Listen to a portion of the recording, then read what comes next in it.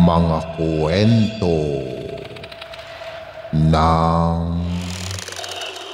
lagim.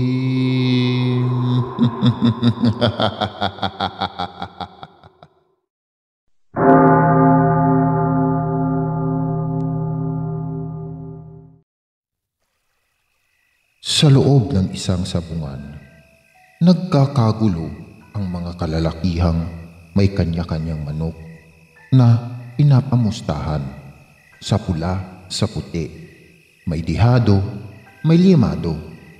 Hindi sila magkamayaw sa paghiyaw, ngunit biglang natahimik ang lahat nang pumasok sa sabungan ang isang makisig na binatang may bitbit na pang malakasang hinubad nito sa mata ang suot na shades at isinabit sa suot na damit. Tumabi ang mga kalalakihang dinadaanan. Nagtungo sa unahan na nakasunod pa rin sa kanya ang mga mata ng mga naroon. Tumaas ang isang kamay niya bilang senyas na maaari nang ipagpatuloy ang laban. Siya si Guillermo, o mas kilala sa tawag na Guillier. Siya ang itinuturing na hari ng sabungan. Ito ang nag-iisa niyang bisyo at itinuturing na libangan. Mayaman, guwapo, maimpluwensyang tao sa kanilang lugar. Subalit nagtataka ang mga tao kung bakit hindi man lang siya kumuha ng bodyguard kahit isa. Para bang kampanting-kampante siya na walang sino man ang magtatangka sa kanyang buhay. Dahil nga sa kagwapuhan at mayaman, hindi na nakapagtataka kung marami man ang magkagusto kay Guillier. Kahit na anong kasarian gustong mapalapit sa kanya. Subalit isa man sa kanila ay walang nakakuha sa interes ng binata. Hanggang isang araw, sobrang init ng ulo niya dahil napagtatalo siya sa sabong, kaya mainit ang ulong nagdadrive siya pa uwi. Sa sobrang bilis ng pagtakbo niya ay hindi niya napansin ang dalagang naglalakad sa gilid ng kalsada. Muntik na niya itong nasagasaan. Tatayo sana ang dalaga, ngunit bigla itong bumagsak at nawala ng malay. Nagmamadaling isinakay ito ni Guillier sa kotse. Sa halip na sa ospital ay inuwi niya ito sa bahay. Inihiga sa sopa at hinintay na magkamalay. Napabalikwas ng bangon ng dalaga nang mamulutan ng mata ang binatang nakatunghay sa kanya. Sinabihan siya nito na kumalma. Sinabi ng binata ang dahilan kung bakit niya ito dinala roon. Napaiyak ang dalaga nang marinig iyon. Pinigilan siya ni Guillier sa pag-iyak at sinabing magpapakilala muna siya bago niya ipagpatuloy ang pag-iyak. Tumigil naman ang dalaga at sinabi sa mahinang boses ang pangalan niya. Anya, si Sheila, anak ni Mang Carding na dating sabungero. Nagpakilala rin si Guillier at sinabing isa rin siyang sabungero.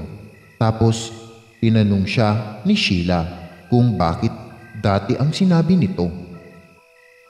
Nasaan na raw ang ama nito, bakit hindi na nagsasabong?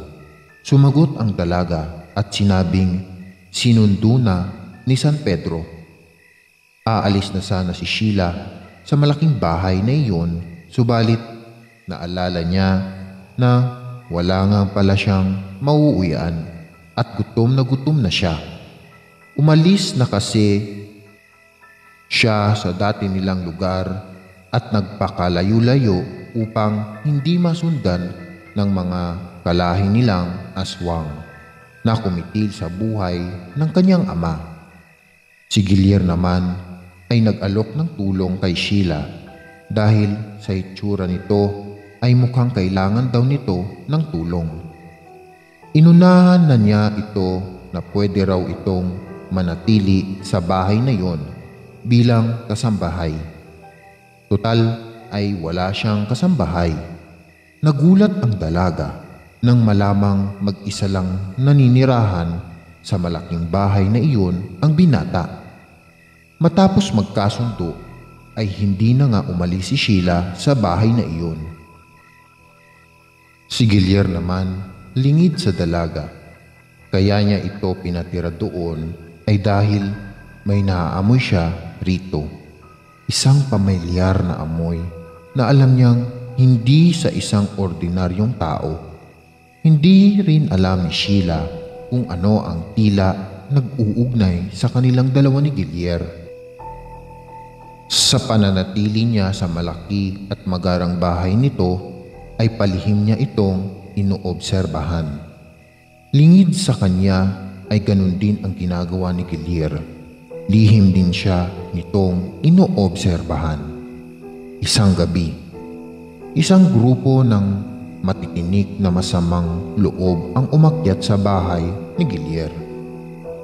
Naramdaman iyon ng dalaga, kaya't agad itong nagmulat ng mata. Naabutan niyang nasa sala na ng bahay ang mga ito. Agad siyang tinutukan ng mga ito ng baril. Hindi naman nag-aksaya ng panahon si Sheila. Ipinangako niya sa sarili na hinding-hindi na siya magpapadihado sa kahit na sino. Kaya naman sa isang iglap ay daig pa niya ang Texas na umatake sa kanyang mga kalaban. Nagmistulan namang may hinang klase ng manok ang mga masasamang loob na agad natalo sa laban. Nagulat si Sheila nang marinig ang palakpak ni Guillier habang pababa ito mula sa ikalawang palapag kung nasaan ang silid nito. Sinasabi na nga raw ba niya at hindi ordinaryong dalaga si Sheila. Nakaramdam naman ng pinagsamang takot at hiya si Sheila, kaya nagmadali itong lumundag palabas ng bahay at bakuran ni Guillier. Upang umalis na sana roon, ngunit nabigla siya nang mabilis nakarating sa harapan niya ang binata upang mapigilan siya. Sa mahinang boses ay sinabi ni Sheila na hindi rin pangkaraniwan ang binata. Hindi na nagkakaila pa si Guillier. Mula sa pagiging isang tao ay nagpalit siya ng anyo bilang isang aswang na mabalahibo at may mabangis na anyo. Tapos ay muli itong bumalik sa pagiging isang makisig na binata. Inabot niya ang kamay kay Sheila, isang senyales na nais niya itong manatili roon. Marahan namang tinanggap ng dalaga ang kamay ng binata, tanda ng pagsang-ayon nito. Mula noon ang dalawa ay nagkasundo, naging magkaibigan at napalapit sa isa't isa hanggang sa si Guillier ay magtapat na ng damdamin niya sa dalaga. Noon lamang nakadama si Sheila ng ganoong pakiramdam, kaya malugod niyang tinanggap ang pag-ibig ni Guillier. Sa kabila nun ay nanatili pa ring mainit ang pangalan ni Guillier sa sabungan. Bagay na tinutulan ni Sheila dahil ipinaalala niyon ang kanyang ama na nagdudulot ng lungkot sa puso niya. Naging daan din iyon dati kung bakit nagkaroon ng kaaway ang tatay Carding niya na naglagay sa kanila sa kapahamakan.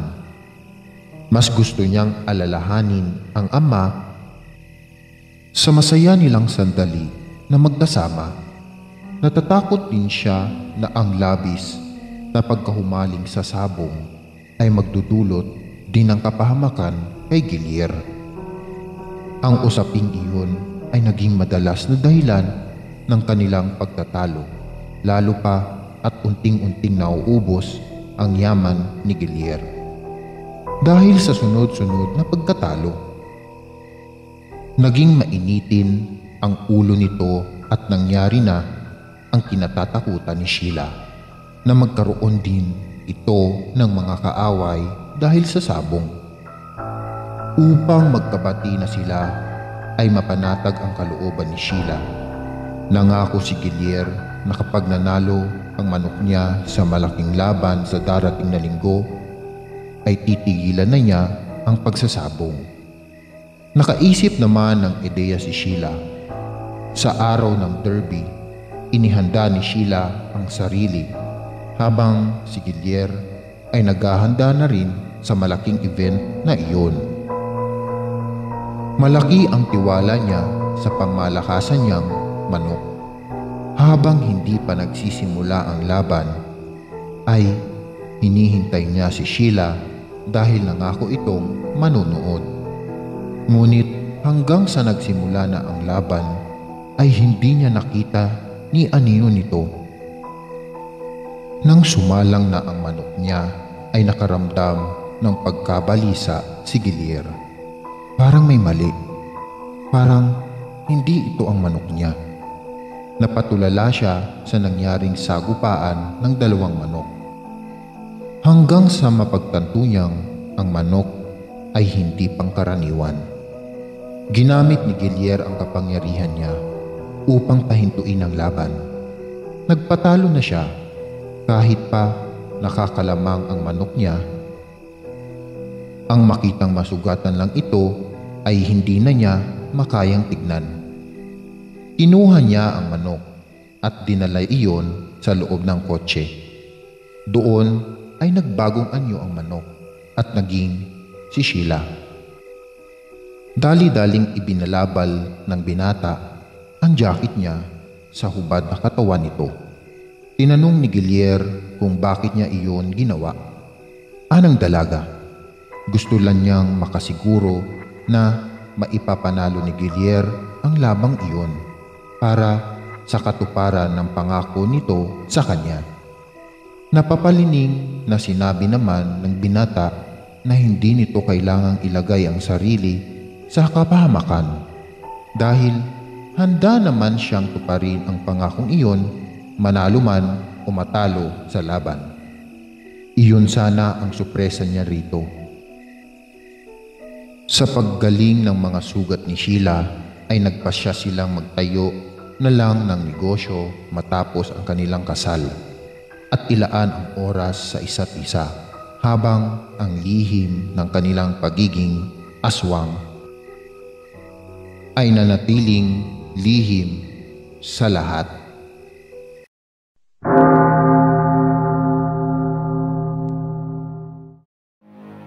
Maraming salamat mga giliw naming tagapakinig. Huwag po nating kalimutan mag-subscribe at mag-like ng ating channel para sa mga kwento ng lagi.